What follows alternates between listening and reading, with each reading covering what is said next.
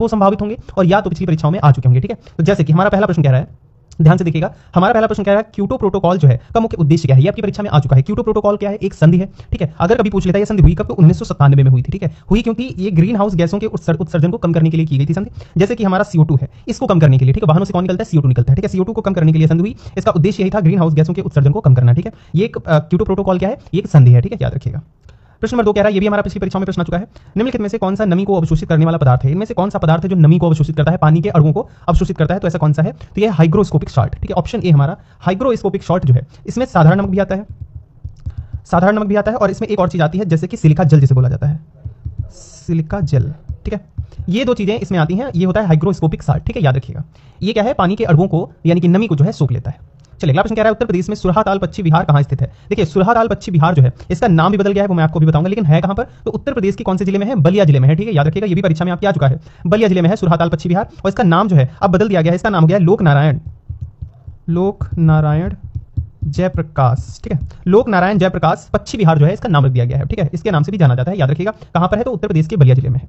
चलिए, अगला प्रश्न कह रहा है, पृथ्वी के वायुमंडल में नाइट्रोजन गैस की प्रतिशत मात्रा कितनी है? पूछ रहा है नाइट्रोजन कितनी है हमारे वायुमंडल में। तो देखिए, नाइट्रोजन की मात्रा जो है 78.8 78.8% है। अगर ऑप्शन में 78 भी दिखता है, वो भी बिल्कुल सही राइट आंसर हो जाएगा आपका, यानी कि हमारा बी ऑप्शन जो है, अगर बहुत डीपली पूछेगा तब ये आएगा, अगर डीपली नहीं, वैसे आप डीपली नहीं पूछता है, ऑप्शन में लगभग 78% ही लिख के आता है, लेकिन 78.8% लगभग मात्रा है उसकी। ठीक है, चलिए, अगला हमारा प्रश्न नंबर 5 कह रहा है, चिपको आंदोलन की शुरुआत किस राज्य में हुई थी? चिपको आंदोलन जो है उसकी शुरुआत किस राज्य में हुई थी? ये कब हुआ था चिपको आंदोलन, क्या आप बता सकते हैं? तो दोस्तों 1973 के करीब में हुआ था, और कहां से? उत्तराखंड से। ठीक है, उत्तराखंड में जो है चिपको आंदोलन की शुरुआत हुई थी। कब हुआ? 1973 में, याद रखिएगा। ठीक है, और अगर कभी भी इसके एक नेता पूछ लेता है, जो महान नेता थे, मुख्य नेता थे, उनका नाम था सुंदरलाल बहुगुणा।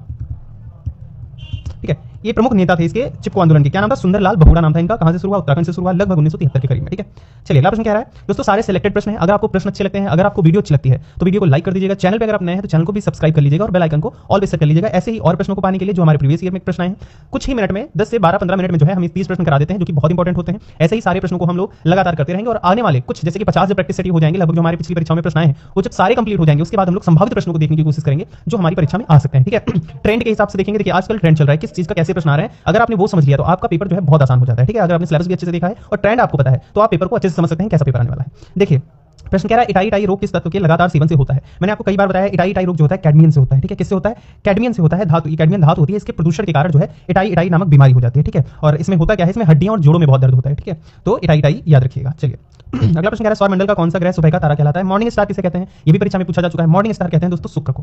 किसको कहते हैं? शुक्र को कहते हैं। ठीक है, और इसी को दोस्तों सांझ का तारा भी बोला जाता है। इसी को मॉर्निंग स्टार यानी कि सुबह का तारा, इसी को जो है सांझ का तारा भी कहा जाता है। याद रखिएगा, इंपॉर्टेंट है। पारिस्थितिकी तंत्र में अपघटक के उदाहरण हैं। दोस्तों एक और चीज में, ये प्रश्न नंबर 7 में जो था प्रश्न, एक और चीज पूछी जाती है, जुड़वा बहन। दोस्तों किस चीज को, किस ग्रह को जो है जुड़वा बहन बोलते हैं? क्या आप इसको बता सकते हैं?